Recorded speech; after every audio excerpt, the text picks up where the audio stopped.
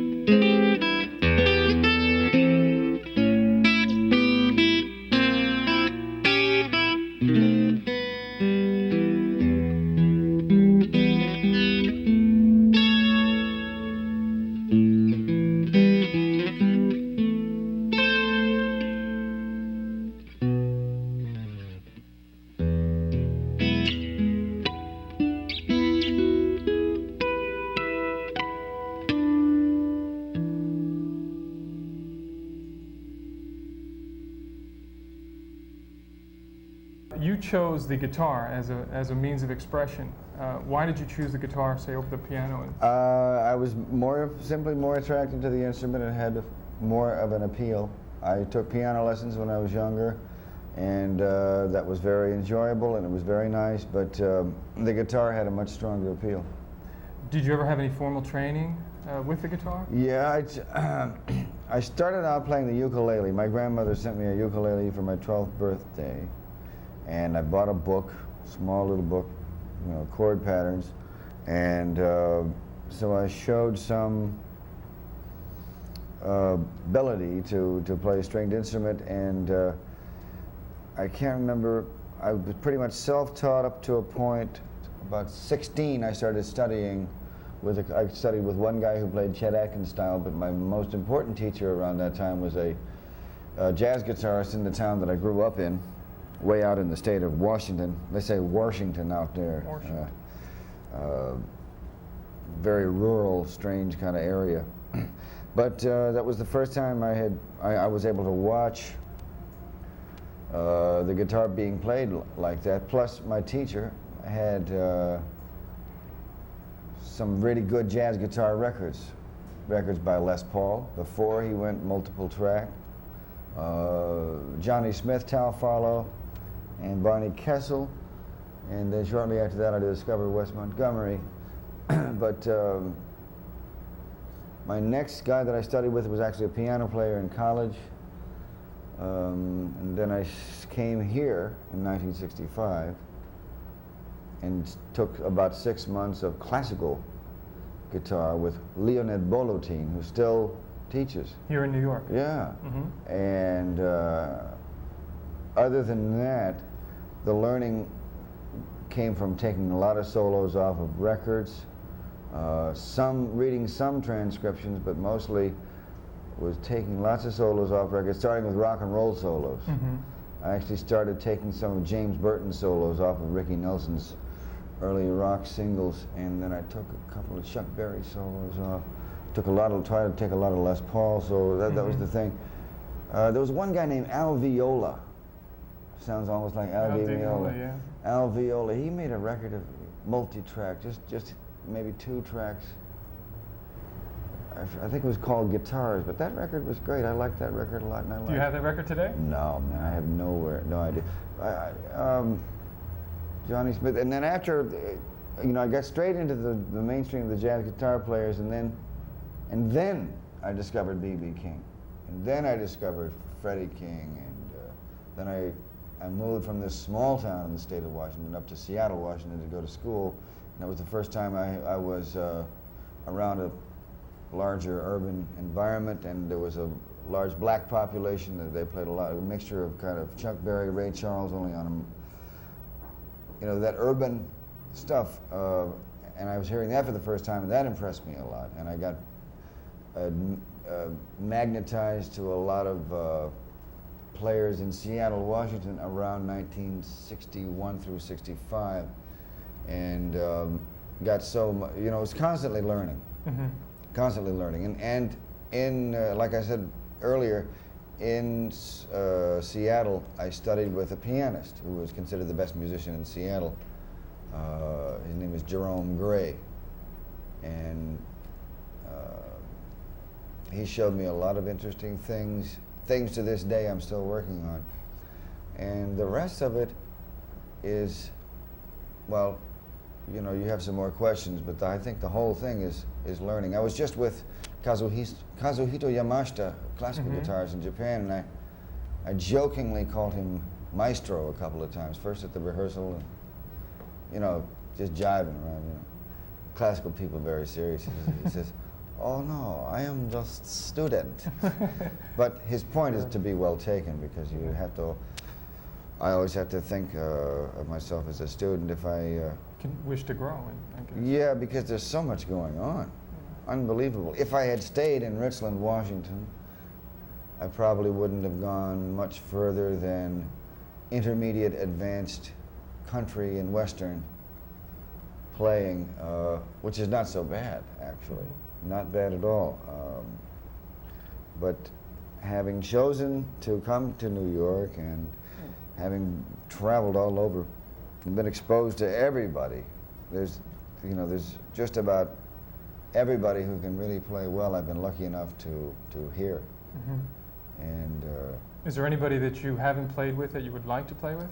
And I can't think of anybody offhand right now, but there's a lot of people I want to hear also that I haven't heard yet. There might be some guitar players out there who probably could wipe me under the table if they're maybe like 19 years old and already playing great. I would like, there's such a tremendous amount of young talent, so much it's frightening, because when I was coming up in New York, all the music that I was around, no, not all of it, I'd say a good 70 to 80% was influenced by the drug culture, and this generation today isn't under that spell. They're much more, I want to say intellectual, but that's not the right, much more advanced, not being sidetracked so much by the elusive allure of the drug thing anymore, and having had so much recent progress in all areas of music, and of course in all areas of the guitar has really come to the forefront, hasn't it? It sure has. Even though in pop music, synthesizers seem to be the dominant instrument. At least temporarily, I think. The guitar always is very... Overall, the guitar, you get some of the best musicians playing the guitar. I remember marveling at, a few of the people who have been on your show or who will be on your show. I remember marveling at how much better they were than I am, just as musicians. I mean, it's like if you're on a football team, there's always one guy, like a Tony Dorsett, who's simply a great athlete, and how does he do it? It's just these gifts are there, and I've been able to hear all these things, and you have to keep doing it. I have to keep doing it. When you practice, do you practice daily, and if you do, how many hours do you practice? Well, that is a standard question, and it's strange answering it, because sometimes the best thing to do is not practice at all. Yeah. However, I know one vibraphone player who's got maybe the best technique on vibes in the world, who never practices. He just picks it. Somebody like John McLaughlin, when I was around him, and Al Di Meola, I noticed, when I was around him touring or whatever, practicing all the time, working out all the time. Somebody as advanced as musicians of that caliber. So lately, to answer the question, I've been practicing a lot because I've had so many different assignments that require a lot of work. So I've been having to practice prepared material, like Stravinsky, Rimsky-Korsakov, some Manuel de Falla. What else have I just did? The Vivaldi. I'm working on the Claude Bolling thing now. But that's another kind of practice. The other kind of practice is working on your own style and your own concept, which is a whole other thing. It's working on learning, developing skills, improvisation skills, and it's another kind of thing. But lately, I haven't put the instrument down. Yeah. You're listening to the Guitar Show podcast with our very special guest today, Larry Coryell. You can see short video clips on our YouTube channel at the Guitar Show series. Besides a clip from Larry, there are over 75 clips of guitar greats like Jimmy Page, Eddie Van Halen, Danny Gatton, Joe Pass, Clarence Gatemouth Brown, and many, many more. So make sure you subscribe to the channel. It doesn't cost anything, and you'll find out some incredible historic library of guitar greats. You can also go to our Vimeo site to access full shows. Go to the Guitar Show series or Christian Roebling Productions. For more information about the Guitar Show, go to our website at frontrowmusic.com. And now back to our guest, Larry Coryell. You've switched from electric guitar, basically, to going to playing your acoustic guitar. What is the difference between the acoustic guitar and the electric guitar as far as technique and sound-wise? Why did you make that switch? Well, with the acoustic guitar, you're not dealing as much with amplification. The acoustic guitar that I use does have a pickup, and I do get amplified, but what that does basically is it sounds still like an acoustic guitar, only louder, and you don't have the sustaining that you're going to get from electric guitar. If you're playing a solid body guitar, I get a lot different.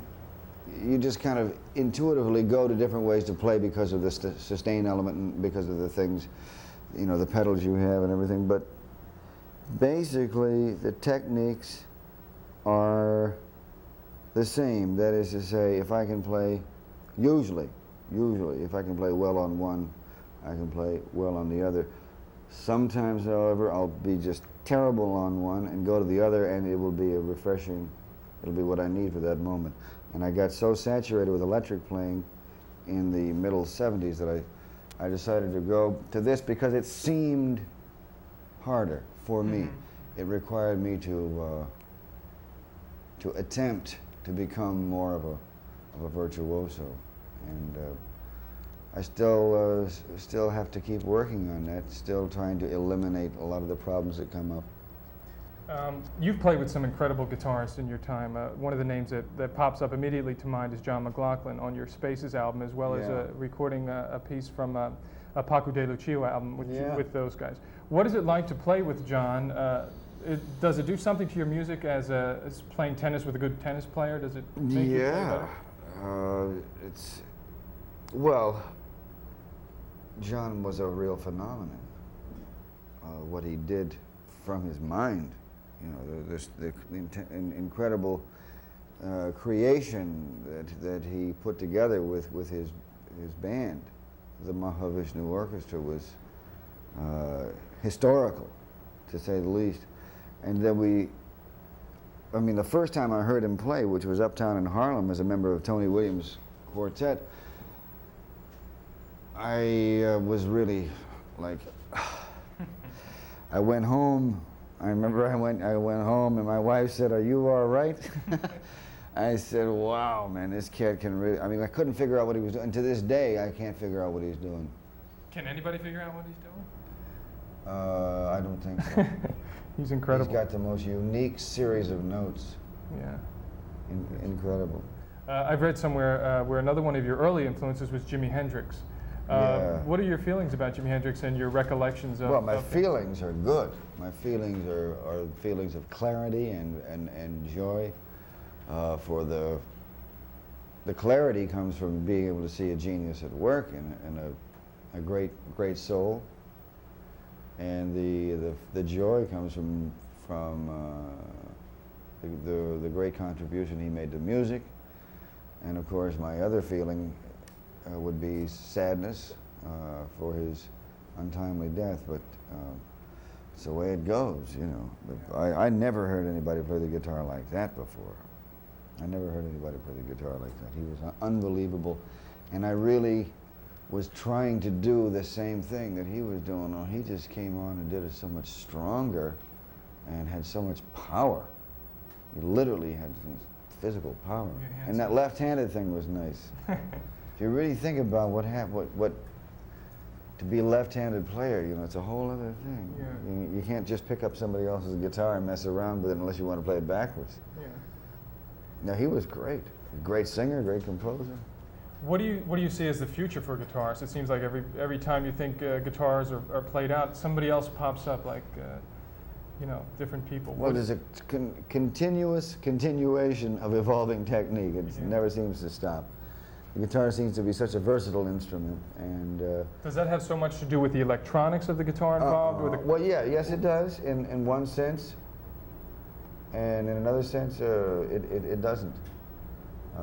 But the technique still has to evolve, it seems. Certain techniques require electronics. Yeah. Like Emmett Chapman, what he's doing, that requires electronics. He can't do his touch thing without electronics. At least that's what it says in the brochure. And I tend to agree with that. But there's a lot being done simply like with the nature element, like the fellas at Windham Hill, what they're doing, retuning and improvising, yet not sounding like jazz, sounding like a little bit like folk, a little bit like classical, but it's improvising. I think maybe it's all worked out. Actually, I was talking to one of these guys wrote me a letter. He said most of his stuff is worked out, and I said I can't believe it. It sounds like it was Michael Hedges, I believe. What kind of players do you listen to now? Everybody. You don't limit it just to jazz players? Well, you know, I can't avoid it. It's just because this is my work. Well, wherever I go, I tend to be exposed to whatever is happening. I still like the old, you know, I've gone back after a furious time of experimentation and trying to advance the cause of fusion and putting in a lot of work. I went back and listened to the more basic things that appealed to me when I was starting out, like Wes Montgomery, and that sounds great now. Yeah. It really does. You're a columnist for the Guitar Player magazine. Yeah. Do you get a sense of pride by doing some teaching, and how do you feel about that? Well, they always say the teacher learns more than the student, and that certainly is true in my case. In having to give a lesson or prepare a column, you have to cover all your bases there. You can't when you get it down on paper, you see a graphic display of the idea you're trying to communicate. What's immediately apparent is that you better substantiate that idea, and you better complete that idea, et cetera, et cetera. And I've seen a tremendous change in the attitude of the columns, or the lean. The columns have tended to become, I hope, more direct over the. I've been doing that for 7 years. I think. Mm-hmm. I'm thinking about stopping because I don't know anything. There's nothing more I know. I've put just about everything I know into those. I think into those columns, and I'm compiling them all for a book. And in compiling them, it's funny. I have a strange style. I'm a pretty strange musician. Strange style, but I think that there's going to be some pretty good things for students to look at. There's some interesting. I'll give you an example of being influenced by people like John and Paco. When I was on the tour with them, I wrote some really complicated, difficult columns, man. Somebody once handed me this, said, "Can you play this?" And I tried to play, I couldn't play. And you wrote it. Yeah, but what I did earlier this year, I took it out again and spent a couple of days with it, and I could play it. Do you get letters from the guitar players from your columns? Yeah. And what is the question that they seem to ask most? How do you play on changes? Mm-hmm. And what do you tell them? Well, you have to learn the scales that go with each change, and it starts to get complicated because depending on the composition, you have to. There are certain scales that cover more than one change, and depending on the composition, there are certain substitutions you can make harmonically that will give birth to more sophisticated scales. But what I found in trying to answer this most often asked question is that I had to be careful not to communicate, not to write anything that I can't play, because very often I will work out something on paper, but then I'll say, well, that's not me. I don't do that. So I find there's a big gap between the theoretical knowledge and the practical wisdom, the practical reality. So I had to go back to what is really happening in my own music and go back and communicate exactly what it is that I can do. Well, how much percentage is technique, and how much percentage is like the person itself and the soul of the person coming through the instrument? Well, you really shouldn't divide it up because it's all one unit. Mm-hmm. Now, John McLaughlin, I read somewhere, I never heard him say this, but I read somewhere, he said technique is 99% of music, and that can be easily misinterpreted, but I think I know what he means, and I agree with him, because everything is technique. As soon as you pick up the instrument, you're involved in technique. You're some kind of, even a simple blues. The important thing is to match the wisdom with the reality. The important thing is to be able to play well. That's really what it is. So you have to choose what form you're gonna do, and you can play complicated stuff on a simple form, and you can play simple stuff on top of a complicated form, but be careful. Don't try to play complicated on complicated or simple on simple, because if you do the former, you'll be considered avant-garde, and if you do the latter, you'll make too much money. I was just going to demonstrate some ways of doing the most simple scales, and this is what I do just to get myself oriented before a performance, before I do anything else. I'm a firm believer in practicing a lot of other things. I'm a firm believer in even practicing how to improvise, but what I do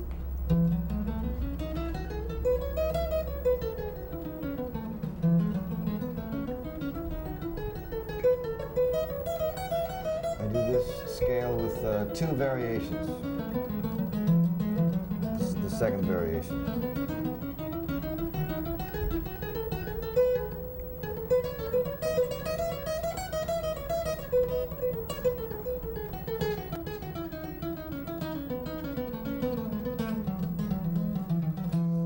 same thing again with a different position. The first position I was starting with my second finger on the 12th fret of the 6th string. I'm playing an E scale. Do the same thing, and the second position requires a stretch between the third left-hand finger and the pinky.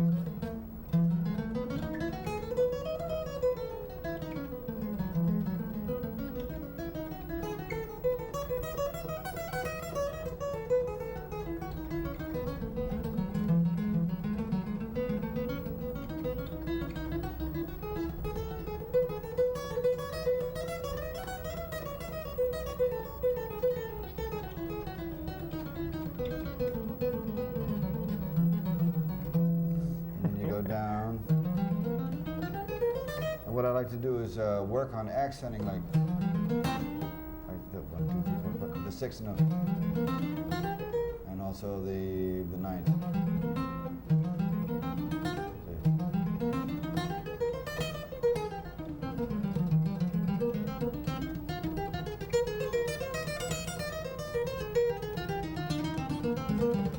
See, it's already getting stronger. I don't know why that is, but of course, if you go as you go down, especially with the second scale with the more stretching, it's a little harder. Anyway, and then I like to do this kind of diminished thing. I hope I'm not running it by too fast.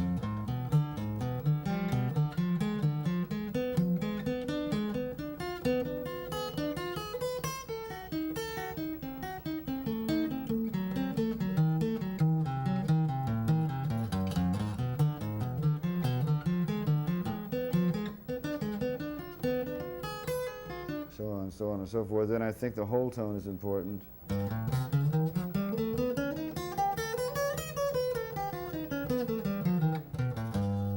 And then I do some altered scales, like 1+2.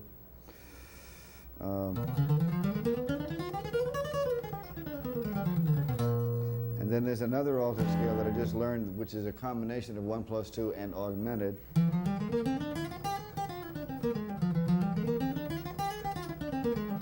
I just learned that. I didn't even know about it. There's 2 ways to finger it. This is my way. And the bass player showed me this. It's interesting because you get the 1+2 on one string, the 5th string in this case, and then the whole tone on the 4th string. And then, so you get, excuse me. And then it's going up.